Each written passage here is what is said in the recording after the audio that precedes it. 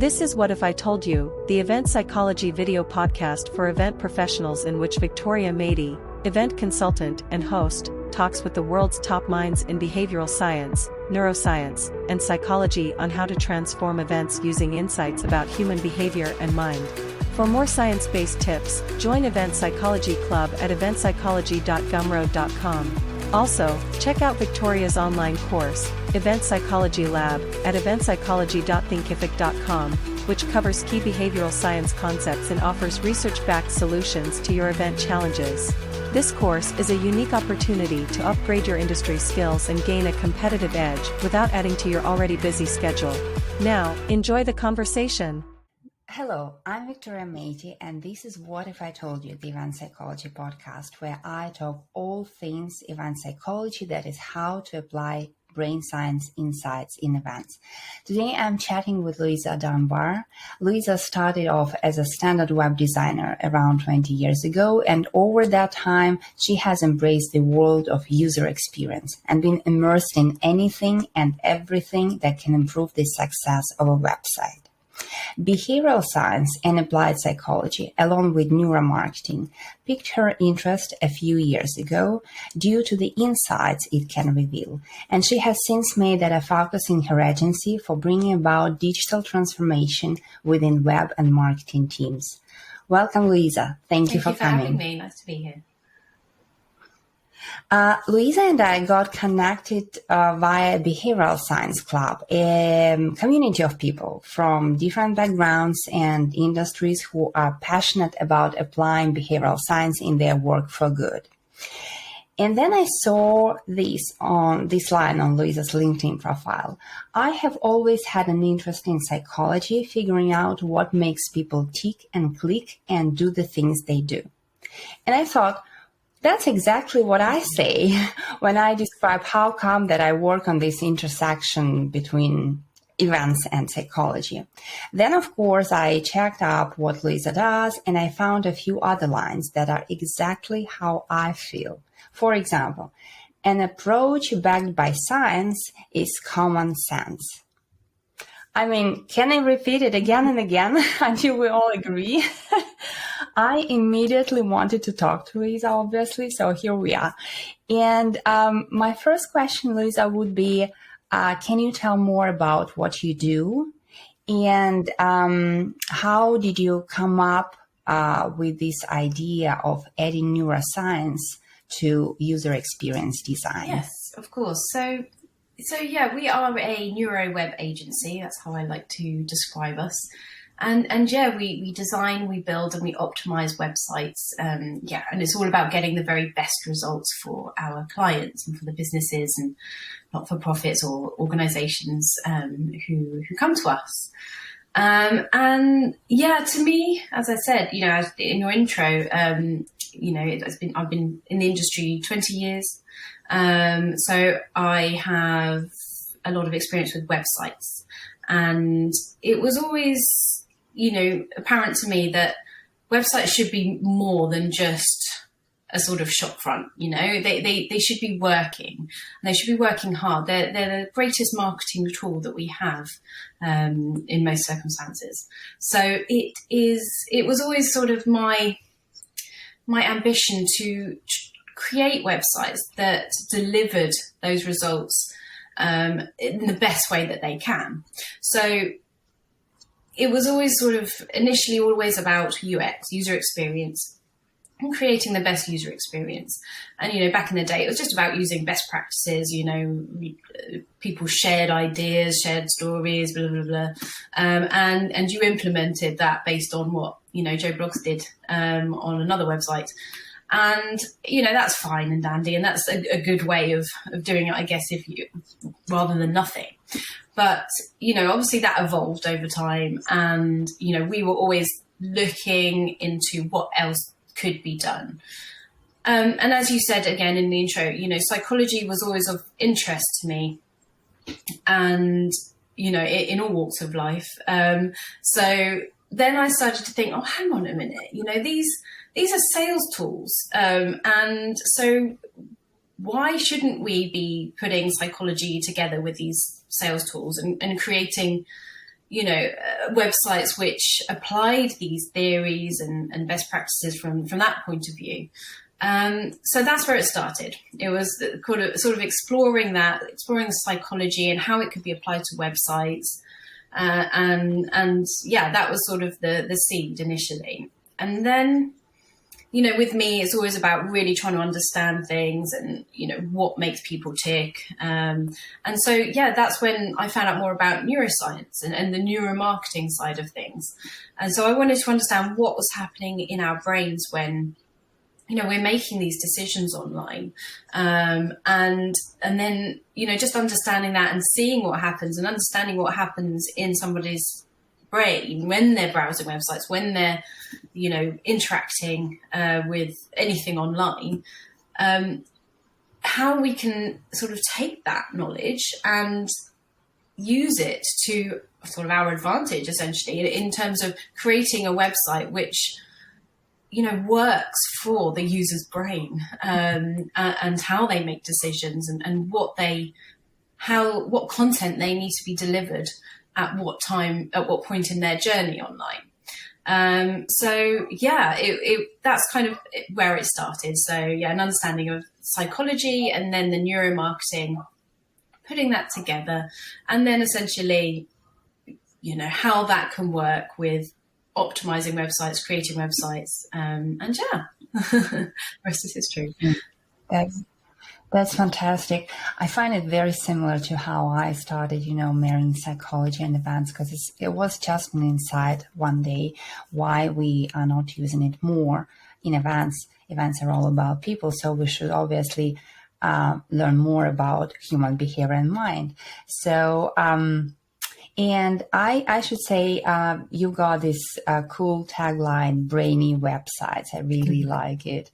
And a website, like you said, a web page is such an important element. And for every event, it's such an important element because usually this is the first point of contact with the audience. So you definitely want to make it as persuasive and impressive as possible, right? But as pretty much with everything else, I believe there is more science involved than most people realize.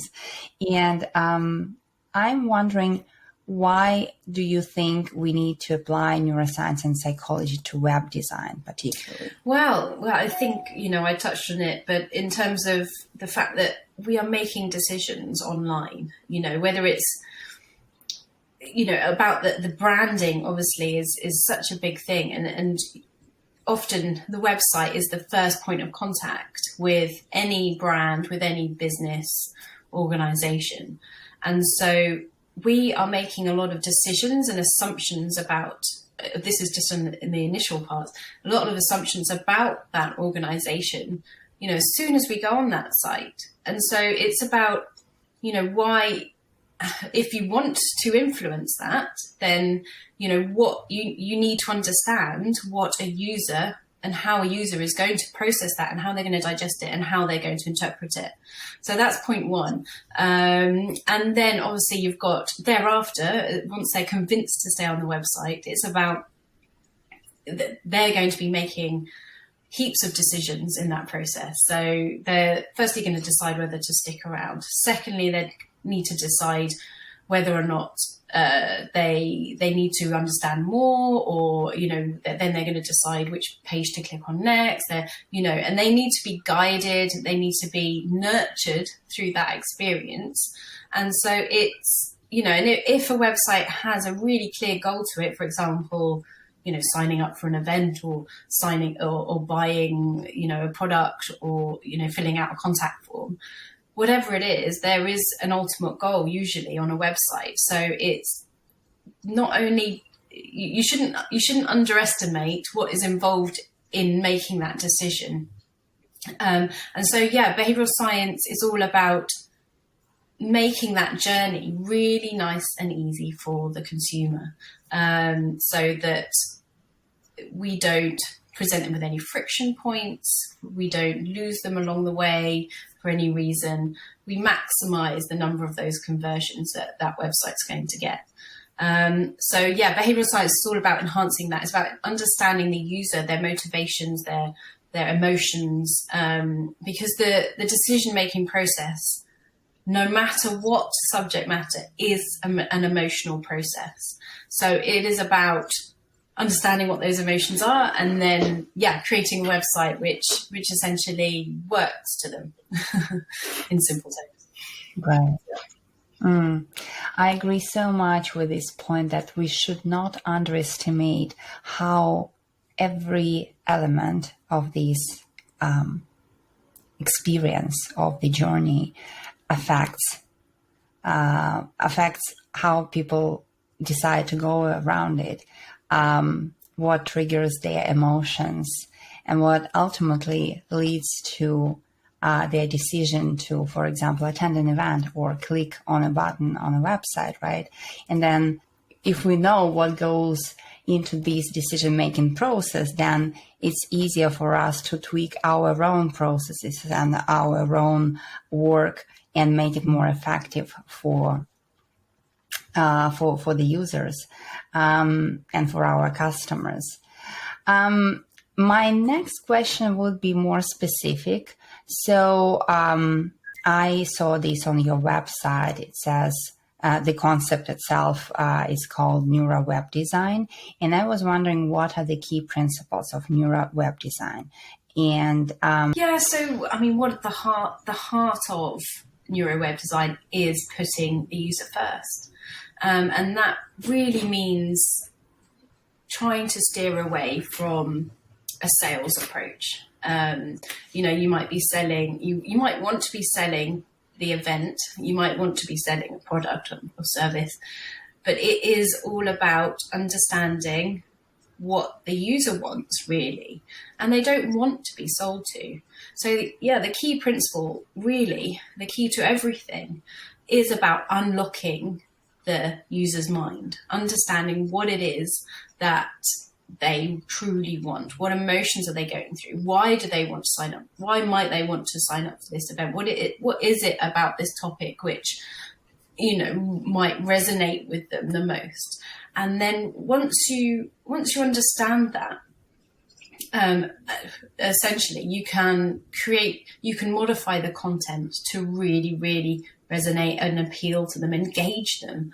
So that's sort of at the core of it, and obviously we've got, in terms of the testing side of things and optimizing a website, obviously it's about trying to really draw out what those emotions are and at what points in the journey they might be feeling, particular emotions, for example, or, why, or really just trying to identify areas of friction which might otherwise go unnoticed without sort of the neuromarketing tools that we might use for this. In theory, when you do usability testing on a website, so you set tasks for somebody to complete, and they go ahead and complete them, you observe them, and then you ask at the end, what issues did you have with that website in doing those tasks? They may post-rationalize their experience, which in itself is obviously inaccurate, because we know that people are post-rationalizing, so they're not sure really. They think, oh, I must have done that because of that, but that is an inaccurate form of sort of feedback. So when we are doing usability testing with the neuro tools, for example, GSR, galvanic skin response,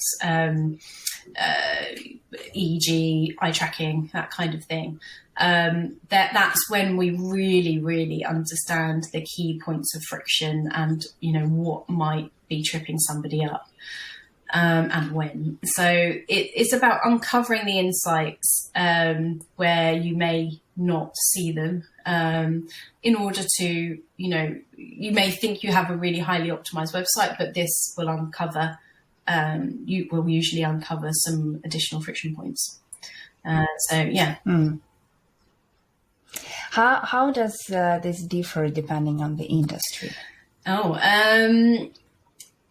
Actually, it isn't. The theory is the same across all industries. It's the users. I mean, I have in the past encountered people that say, "Oh, I don't think this is for us because our subject matter isn't emotional."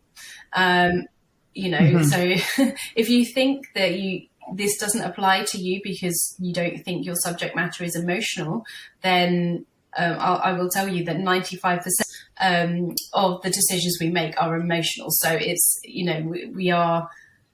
it applies to anything and everything.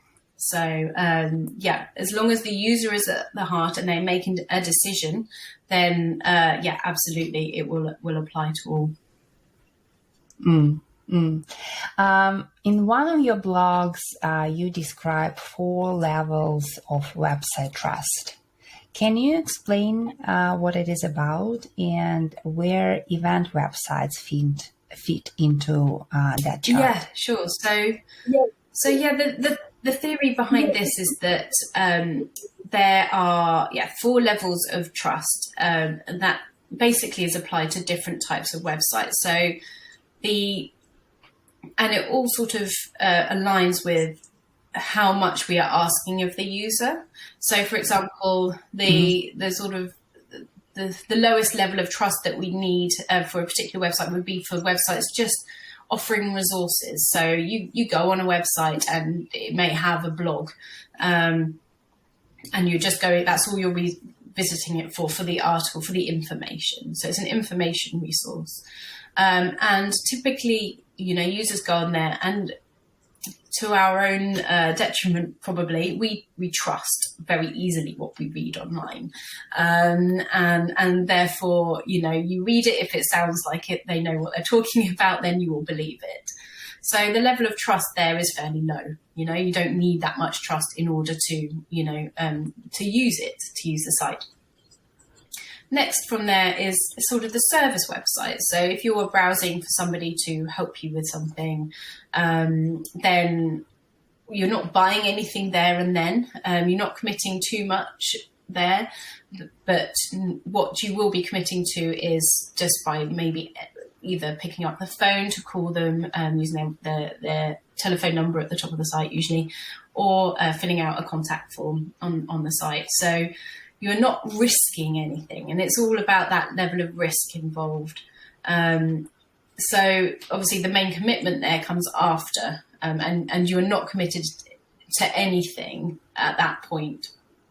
The next up are websites whose main call to action is a lead generation form, for example.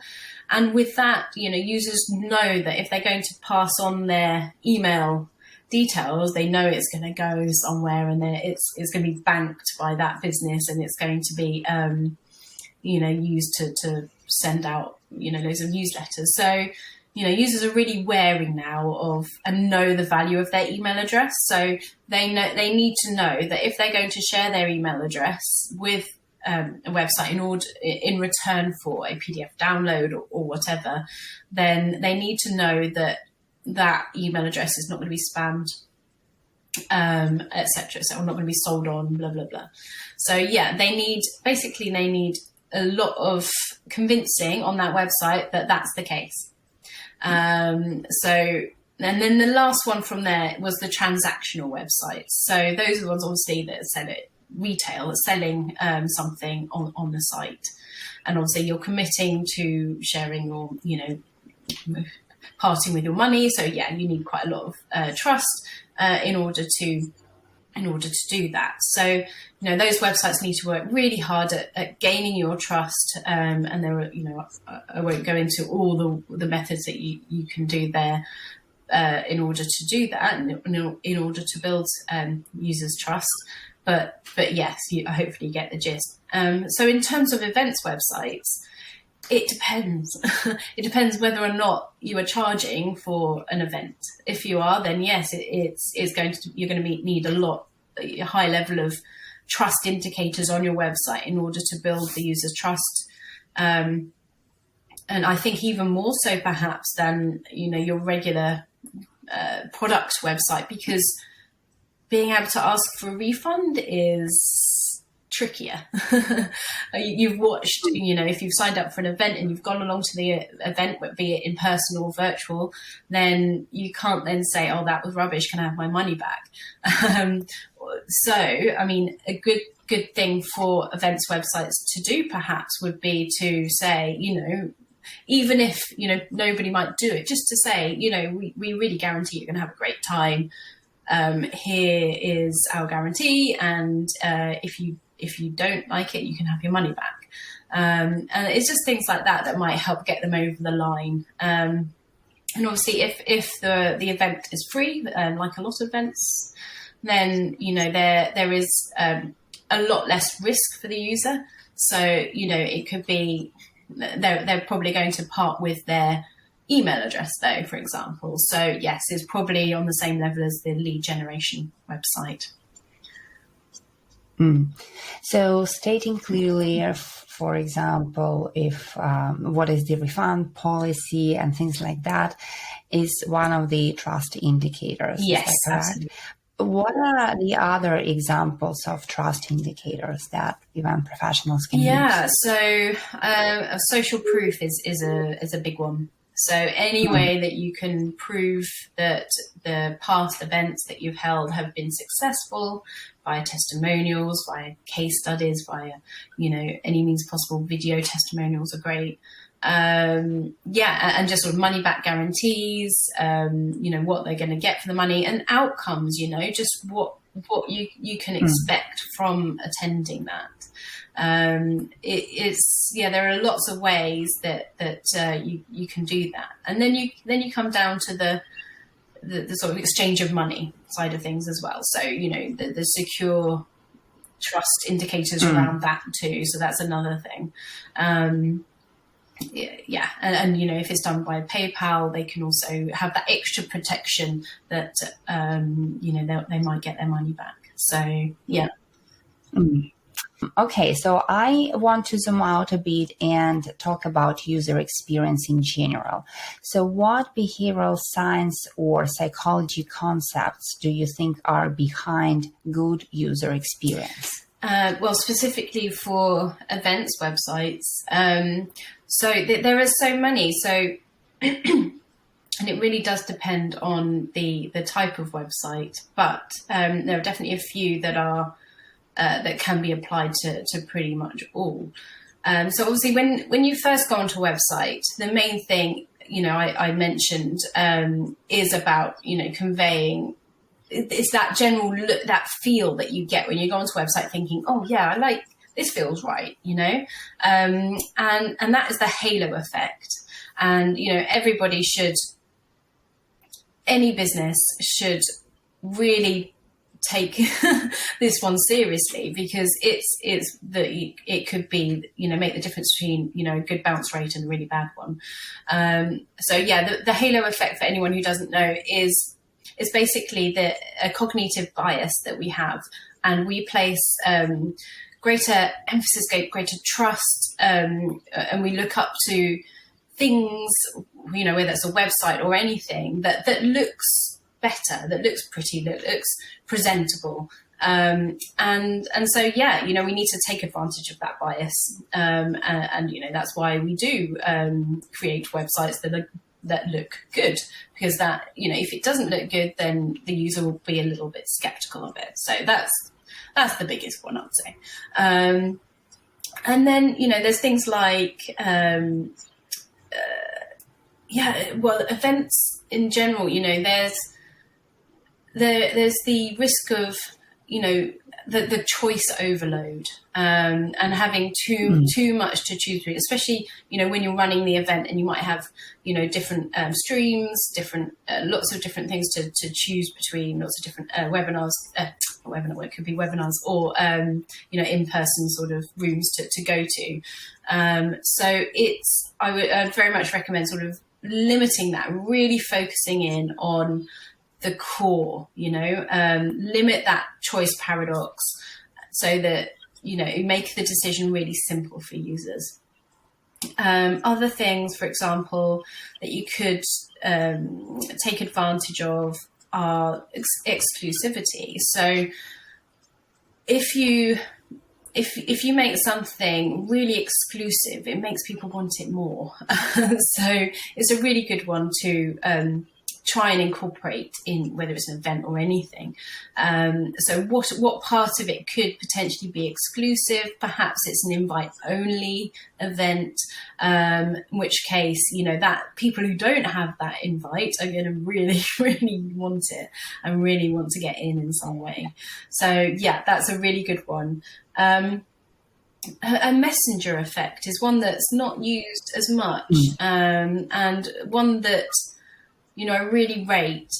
We do a fair amount of websites for the charity sector, for example, and when you're trying to, and often that involves, people who are poorly or, whatever. So it's about changing the tone of voice on the website so that the message is coming from, from somebody who is the expert. So it might be a doctor, for example, in the case of if it's a health matter. Just anyone in the industry that people know and will respect. And if that voice is sort of coming from them, then it really helps to build trust. So that's another trust indicator, which I didn't touch on before. Social proof, I know we've just talked about it, but we can combine that with herd instinct. So if we see that, for example, there's a testimonial or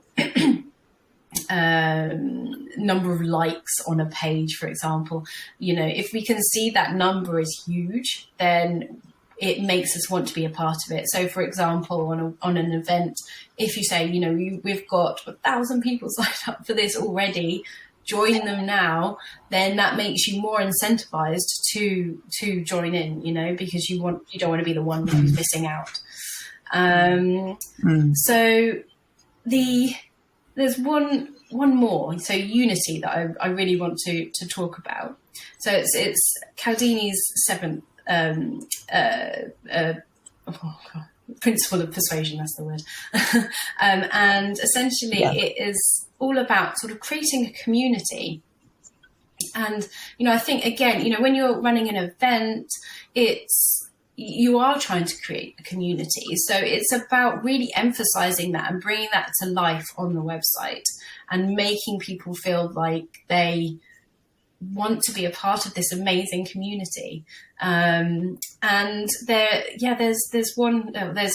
are a few events websites that do this well. So it's really about sort of enhancing that, showing that, it's a popular event, and people rate it, and to be a part of that whole thing.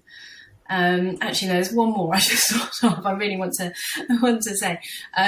So the IKEA effect is a really good one. That essentially is about how people place greater emphasis on things that they have built themselves. So, for example, if you buy something from IKEA and you build it, you think yes, and you kind of